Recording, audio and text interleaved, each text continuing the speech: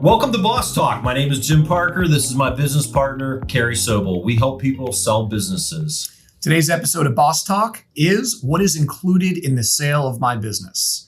A lot of people are confused about this because there's tangible assets, there's intangible assets, there's financial assets. When you sell your business, there is typically certain things that are included, and we're going to go over some of those today. Yeah, and I think this is an important conversation because a lot of times sellers get confused about these type of things. Yeah, and if you're looking to sell your business, there's probably no better topic than the one we're talking about today. So Right. you can start to get your affairs in order, prepare everything. I think the things that is the most commonly known about are the tangible assets, tangible things you can touch, right? Mm-hmm. So we're talking about real estate if it's included, or land.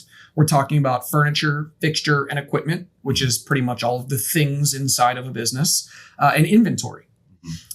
Inventory is one that we should probably dive into a little bit, how inventory is handled in a sale. Do you want to start with that one? Yeah, and I first want to say that, the businesses that Carey and I typically sell in have enterprise value. They're going to sell between, $750,000 and $5 million, around that. So, every size of business could be a little bit different, but we're going to be talking about that world today. So I just want to say that. Perfect. So, so typically when somebody's buying a business, that is basically turnkey. They're going to put the key in the door. They're going to turn it, open it up, and everything that they need to operate that business should be there for them to operate the business. So sometimes, like, I'll do a broker's opinion of value, and the seller, and in the conversations, the seller will be like, "Well, does that include all the equipment?" And I'm like, "Yeah, it does. Like, we don't do a price on the business and then say, oh, then we're going to add the value of the equipment on top of that." Correct. You need the equipment to operate the business. You need the equipment to operate the business.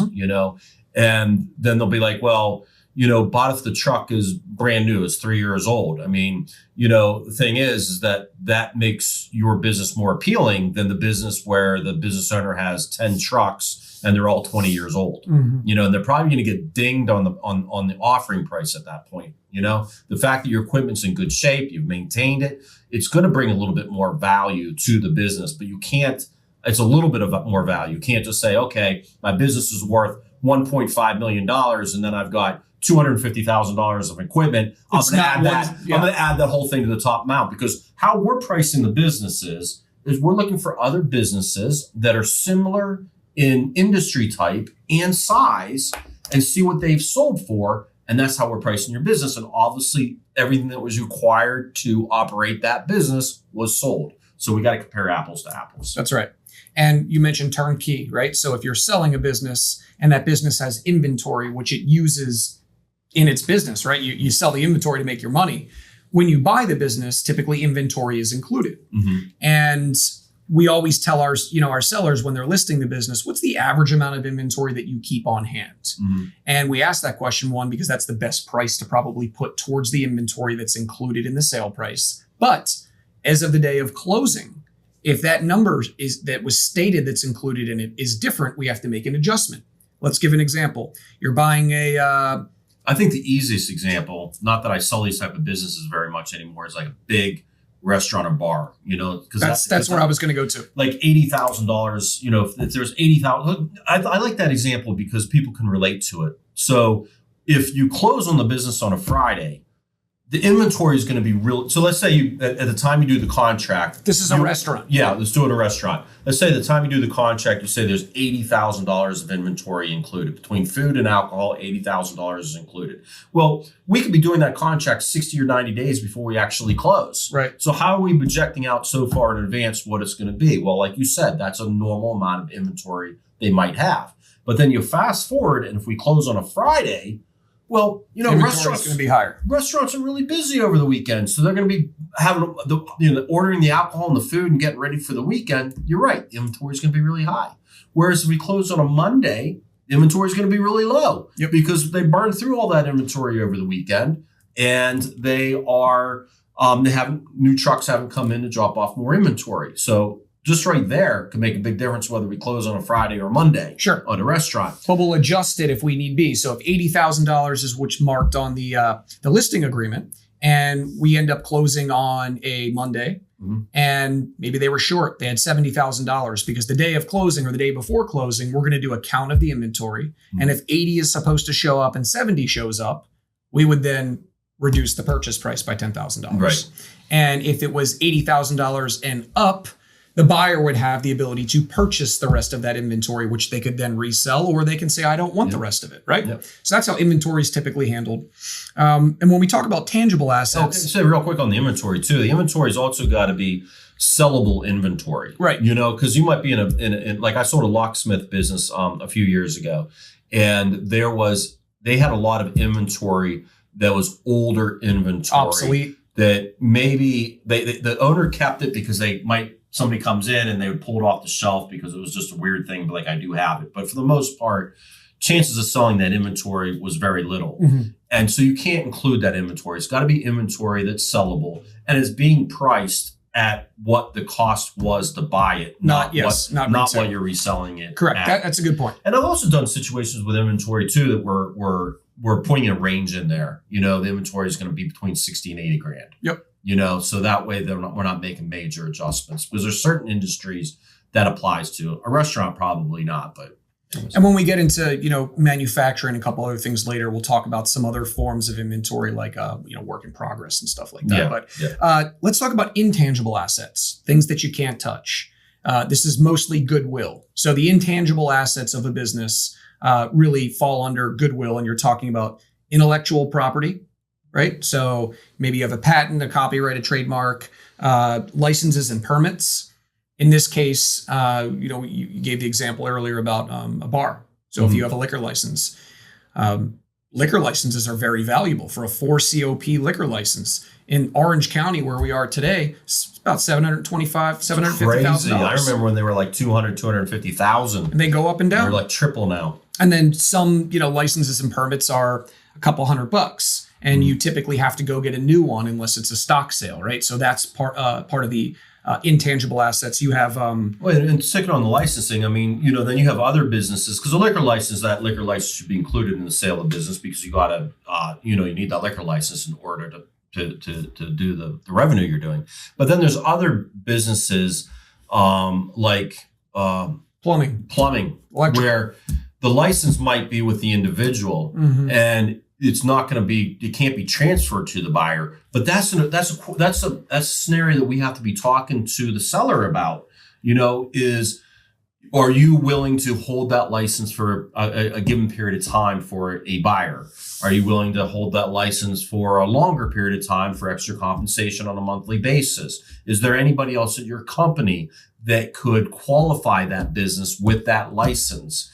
So maybe the license isn't included because it can't be, because it's attached to an individual instead of the company, but it's still something that we need to have those conversations about so that we know how we can approach it with buyers. And that's also relative for a lease, right? So lease would be another intangible, asset. We would consider that. But goodwill is, the brand value. So you're talking about the trade name. You're talking about the website URL. You're talking about social media handles. You're talking about customer lists and all of the things that make up the value of the brand, that makes up what that goodwill value actually is. And I think the name is an important one, because from time to time I have a seller that will say, well, my name's attached to it. I don't want to sell my name with the business because I don't want it to be tarnished. Well, the name of the business is a huge goodwill portion of the of the business. Yep. That's how people know of that company. That's is right. That name. And to sell a business and not give the buyer the rights to use that name greatly diminishes the value of the business, and it may not even be sellable. Buyers are not going to like that. They want the name of the business. I'm selling a business right now, and the name of the business is not included in the sale. And we did a gigantic price reduction because that was not brought up to me until right before we were going to market. Yeah. And, the opportunity, it's a pizza shop. So the buyer can come in and they can buy the furniture, fixtures, and equipment. They can get the opportunity to have the lease. They can get the licenses, but they're not going to get the trade name. So they're not going to get any of that intrinsic value. They're not going to get the URL and the social media handles and the reviews. Yeah, it kills a ton of stuff. Yeah. And, talking about social media and website, I recently had a company that I listed for sale. And, before I listed it, the seller goes, we don't have a website address. We don't have social media. Should we set all that stuff up and then wait about a year and then come back? In the case that you were talking about, that's a lot of value. Yeah. Because that's goodwill is driving people to the business. In this scenario, if you're a business owner, you don't have a website, you don't have social media, and you're doing really, really well, and this is what I told the seller, you don't have to go create that stuff. Because to me, that's a big plus, because you're doing the amount of revenue that you're doing currently without even a website address.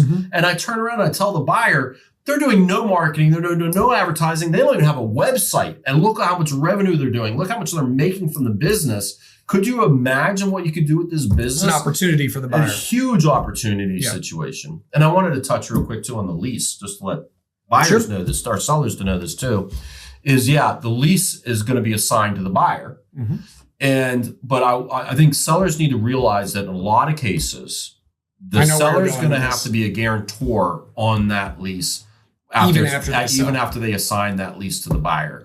That happens more times than not, especially when you're in large strip plazas that have big name anchor stores. You're going to probably have to be a guarantor on that lease. I have a deal that got off track today specifically because of that. And I typically tell the buy side, are you comfortable being a personal guarantor on the lease? Because if you're not going to be able to get this deal. And I always tell the sellers, you're probably going to have to remain as a guarantor. There are instances where you can be removed. In this case, the seller said, I won't sell the business unless I can get removed. So now we're dealing with, and a lot of times that's what makes the business very, very, very difficult to sell. Like when a seller says that to me, I don't take the business to the market, because I think that's just a lot. If you're talking about a big retail establishment, if it's a warehouse, they're renting a warehouse, that's different. But big retail, strip place with big anchor stores, and they're telling me that they are not willing to be a personal guarantor in that lease. But I just tell the seller, we just got to find the right buyer for you, a buyer that you have faith in. And then you try to negotiate that down so that, if there's 3 years left on the lease and there's a 5-year option, that, maybe you're just responsible as a personal guarantor on that first 3 years. That's right. How about financial assets? This is a big part of a transaction. Probably the most common one to talk about is accounts receivable, right? And accounts receivable is handled a lot of different ways. In businesses like restaurants or anything like that, hospitality, there's no accounts receivable. But, if you're billing out net 20, net 30, net 60, net 90, you might have paid for all of the product. You may have shipped the product to your customer and you're just waiting for the check to come in. How is accounts receivable usually handled? Yeah. So, you got to look at it as what size business, or, is your business a Main Street deal or is it an M&A deal? And what a lot of business intermediaries like ourselves say is that a Main Street deal is any deal that's going to sell for $1 million or less. And an M&A deal is any deal that's going to sell for $1 million or more. And I think that's a very flawed way to look at it. We talked about that in another episode. Yeah. I think that you break the two down as who's the most likely buyer for that business. I saw a lot of businesses that are going to sell for that $1 to $5 million range, and I consider them Main Street deals. I consider them upper Main Street deals. And the reason why is because I think the buyer is going to be an individual buying that business versus a private equity group. So when we're dealing with, an upper Main Street or a Main Street deal, the businesses are usually done on a cash-free, debt-free scenario. So the seller is going to pay off all their debts, all their loans. They're going to pay off all the accounts payable that were incurred up until the day of closing. Those accounts payable may come in after closing, but if the work was done before closing, the seller would still be responsible for it. And they would also get all the cash in the bank that they have. The seller would get the cash. The seller would get the cash. And any accounts receivable that come in post-closing that were done before the closing and you're just waiting on the money would come to the seller. That's what we mean by cash-free, debt-free transaction. And it works a little bit different when you talk about working capital, right? So, you're talking about a business being sold that's turnkey, right? So you need the ability to operate the business. And, if the seller takes everything when they leave, the accounts receivable, the work in progress, that buyer comes in to operate the business day one, they're going to have a cash deficiency. They're going to need some working capital. And that's when we're talking about M&A deals, that's why on an M&A deal, and it's going to be a private equity group or a family office or something like that, that they are going to want they're going to want working capital, accounts receivable. They're going to want a certain amount of accounts receivable, possibly cash in the bank, because they need that working capital scenario.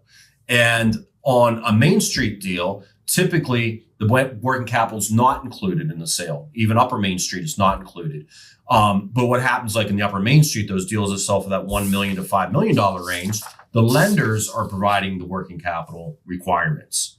And so, then you got those deals that are just riding that fence between, it could be a private equity company that's doing a add-on, or it could be sold to an individual buyer.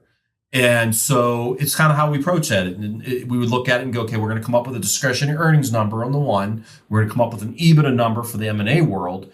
And we're going to price it both ways. We're going to advertise it. Hey, this is a discretionary earnings number, meaning it's an owner operator that's going to be running it, or an EBITDA number where it's going to be an investor buying it, and they're going to put a managerial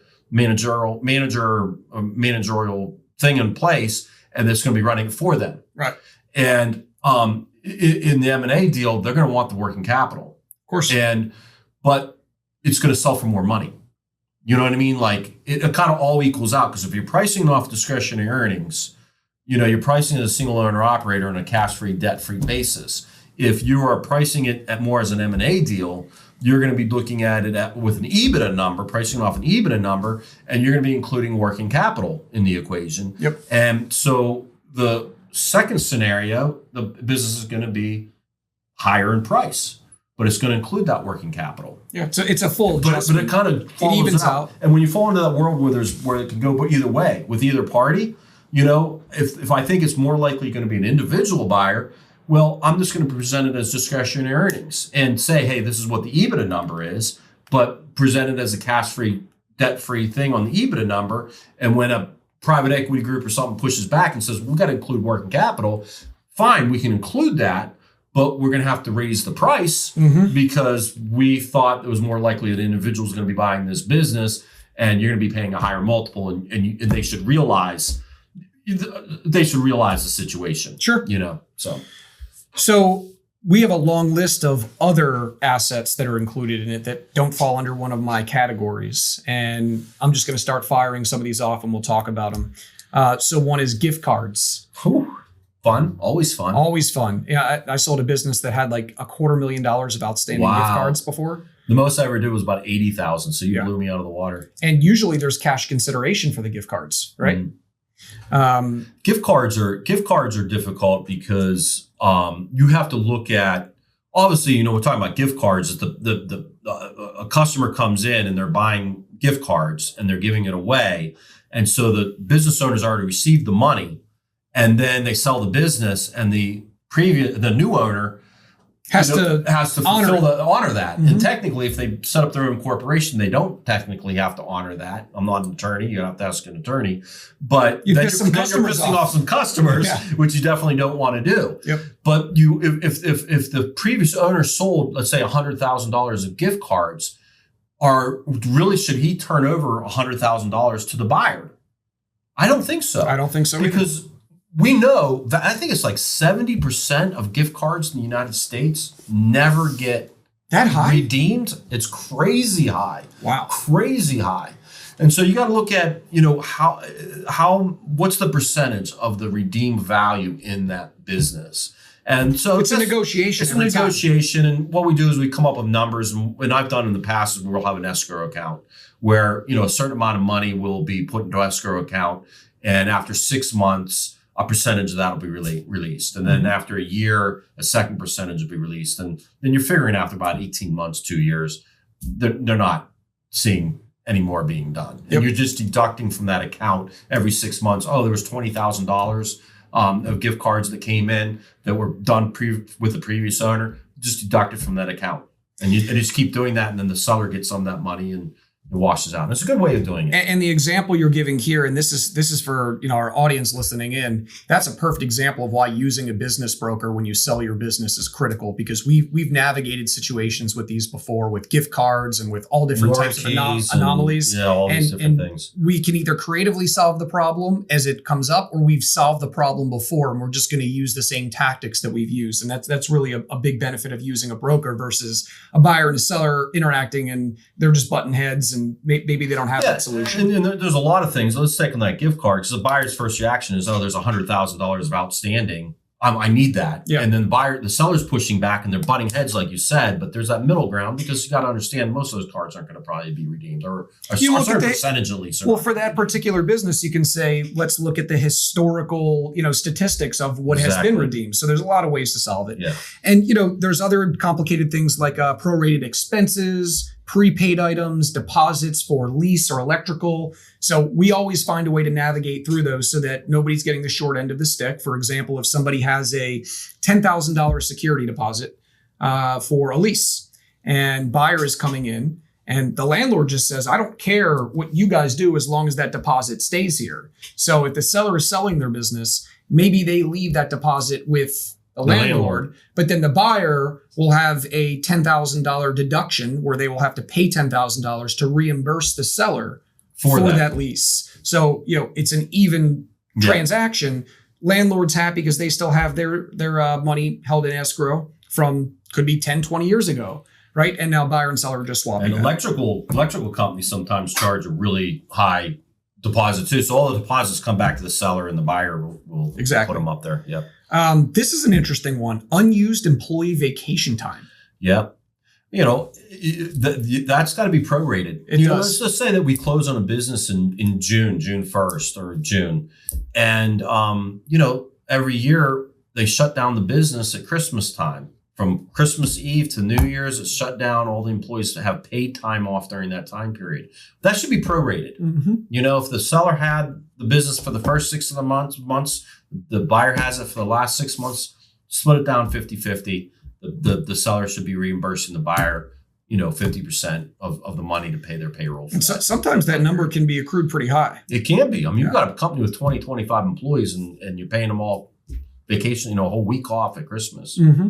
It does. Some other items that are included in the sale of your business are contracts and agreements. And this could be supplier-distributor agreements. It could be client contracts, leases, franchise agreements. It's usually a contingency when buyer is buying the business. We'll use the franchise agreement as an example. If you're buying a business and it's a franchise, doesn't matter what it is, the franchisor has to grant permission for the buyer to get assigned that franchise agreement. They have to be an approved franchisee to the franchisor. That can kill a deal, right? So, those are assets that do transfer in the sale of a business and usually or can be contingent upon third parties. Maybe a vendor does not want to do business with an incoming buyer that's buying a business that's been doing business with that vendor for a long period of time. Yeah. That's probably unlikely, but it could happen. Yeah. And there's always, all these things have things that we can go down roads onto. Like you're talking about a franchise agreement. Obviously it's contingent on the buyer being able to get the agreement in their name or get it assigned. But also we have to be looking at, what are the transfer costs going to be associated with that? And who's paying those costs? And who's going to be paying those costs? And then you got to worry about, sometimes a franchisor will say that upon sale, they have to do a $150,000 renovation. Or maybe they're renovating all their stores right now and the franchisees are going to be responsible for it. And they're planning on doing it in a year from now. So there's always all these little things we're talking about. These are the things that we work through. And obviously this could be a 2-month seminar if we went through every one. Yep. Yeah, and I'll keep going down that because, we have employees. So the existing workforce, sometimes there are employment contracts where a buyer will say, I'm only doing the deal if you get an employment contract for all your employees. That's not easy to do, mostly because the employees don't know about the sale until the sale has already occurred. Right. So it's, maintaining the current operational structure. You're making the assumption that when you buy the business, that you're also getting those employees. Well, it's not guaranteed, but that is something that, comes to the surface. I mean, you obviously can't sell employees, but the employee workforce. We're not human trafficking here. You got a customer base and client lists, which is crucial for continuity. So you're buying a business, you're assuming that, the customers are going to continue to do business. If there are contracts, those contracts should be assignable, right? Yep. So if you have client contracts and you're not doing a stock sale, and your entity that you're spinning up as a brand new entity is acquiring the goodwill and everything of a business, you want to make sure that there's some type of language in those contracts with your customers that allows for them to be assigned. Yeah, and I think that's an important thing. If you're thinking about selling your business and you deal with contracts with your customers, you should be taking those. Then you're a year, 2 years, 3 years out from selling your business. You should be talking to an attorney, absolutely, and showing them your contract, because you have to be. Can that be assigned? Mm-hmm. Because the buyers, a lot of times it might say in the contract that it cannot be assigned.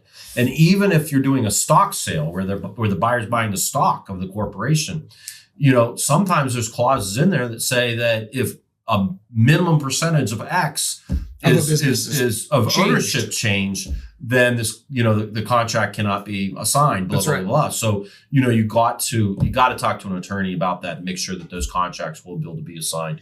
And I'm not giving legal advice. You need to talk to your attorney, but a lot of times if it's a silent on it, that it can be assigned. But you need to talk to your attorney, and every state is different. There was another deal I did where it was a printing business, and all of the printing equipment did not have the ability for it to be assigned or transferred. So, the seller had to pay off all of the equipment so it was sold free and clear. Yeah, which all equipment, all loans should be paid off by the seller on the day closing. Well, yep. Leases are different, right? Yep, So sometimes the leases aren't assignable, and you have to find ways to. But actual loans, all loans that the seller has need to be paid off, and the buyer should be taking the business free and clear on the day of closing, outside of the loan that they may have gotten to acquire the business. And another asset that is always a part of almost every single deal is the restrictive covenant or a non-compete. Yep. And this is an asset. Literally, when you do an asset allocation, there is a value attributed, and the asset allocation is a whole nother topic. We won't get into that today, because we're talking about the sale of the assets of a business. And when you close on the business, you have to provide an allocation of value to all of those different assets. And this is a huge negotiation point of every single contract. So it's something we're going to cover in the future, but a very critical component. Restrictive covenant, non-compete. Seller is selling the business, and the buyer is expecting that seller is not going to continue to operate the same business, the same trade, in same industry, same geography. So there's is even not even owned, just manage. Yeah, can't manage, or even maybe not even work in that industry. So that's considered an asset for a certain amount of geographical area and years and things like that. We have operating systems, software. Sometimes there's very expensive CRMs or software systems that you want to be able to transfer. That's considered an asset. You have training periods, transition support. The bottom line is that we're getting across is that there are a lot of different aspects of a transaction that is included in the sale of a business. And it's very important that you're working with a broker that can help you identify all of these based on your particular type of business. And I think it's also important to realize too that there's things that are not included in the business. So like when I list a business for sale, we want a list of all the furniture, fixtures, and equipment that are going to be included in the sale of the business. Mm-hmm. And we make that part of our SIM, and that will be made part of the purchase agreement or the closing paperwork, or both. And then I always say we need a second list of equipment that is not going to be included in the sale of the business, because maybe there is a personal vehicle of the owner and his spouse or her spouse, and they have personal vehicles that the company's paying for, but they're actually personal vehicles. They're not being used by the business, We need to make it very clear to the buyer, hey, these vehicles are personal vehicles. They're not included in the sale of the business, but we have to put that on a separate sheet, because we don't want them, just because there's things on that it's not on that list, we don't want the buyer to ever come back post-closing and go, well, on your books for the last 4 years, you've been paying the loan with the company for those personal vehicles. That's company product, it's company property. Yeah. So you got to make it very clear of the things that are not going to be sold. I've also sold businesses where there's like a major piece of equipment that they might only use once every 3 years. And to keep the value of the business down, because it's a $200,000 piece of equipment, we've removed that from the equation, and they're going to be selling that off separately. Yep. But it's got to be a piece of equipment that's hardly ever used. It's a point of contention if you're not saying what's not included, right? So you also have excuse me, personal assets like it could be something as simple as artwork. Yeah. Right? Artwork or memorabilia. You have to say this is included, this is not included. Certain contracts. Personal laptops. Yeah. And computers. And sometimes there's a third list.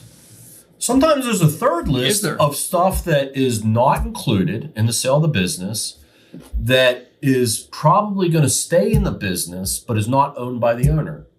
So talk about leased equipment? Again, I'm not talking about again, I don't sell restaurants very often anymore, but this is a good example to use. You go into a restaurant and the soda machines, the coolers, the dishwasher, ice machine, the tea maker, the coffee maker, a lot of that stuff the seller doesn't own. That is owned by a third party, and they're able to use that as long as that product is being used. Well, when we are selling a business, you're conveying your equipment to the buyer, all the assets of the business to the buyer. You've got to spell out to the buyer and say, hey, I do not own this equipment. It'll probably stay there post-closing, but I don't own it, and I want to make sure that you realize that I don't own it, and I'm not conveying it because that would be fraud. And so you have a third list. Equipment that is not being included but will probably stay with the business. A lot of times you see, arcades, ATMs, anything like that. Right. Other items that are not included in the sale of the business that we've listed out here, non-transferable licenses and permits. Specific financial accounts. There could be a personal account that's done some, transactions in the business because maybe it was commingled and it shouldn't have been. Non-assumed employee benefits, outstanding litigation. You want to touch on any of those? Yeah, well, I would touch on, the seller has, credit cards. Maybe he has, 10 crews. And he's got each one of those, the head person, each one of those crews has a credit card to get gas and that kind of stuff. The seller's got to realize that, those credit cards are probably in his name or her name. And the buyer's got to understand that. So the buyer's going to have to go and get new credit cards because obviously they can't be in the seller's name. Nope. So it's all those little kind of things that we have to worry ourselves about. Yep. So today we covered, quite a bit about what's included in the sale of a business and what's not included in the sale of a business. So, if you guys are thinking about listing your business again, we encourage you to leverage using a business broker that can help you identify all of these things. And we'll be happy to help you walk through the entire process. And thanks for joining us for this episode of Boss Talk. Thank you very much, guys.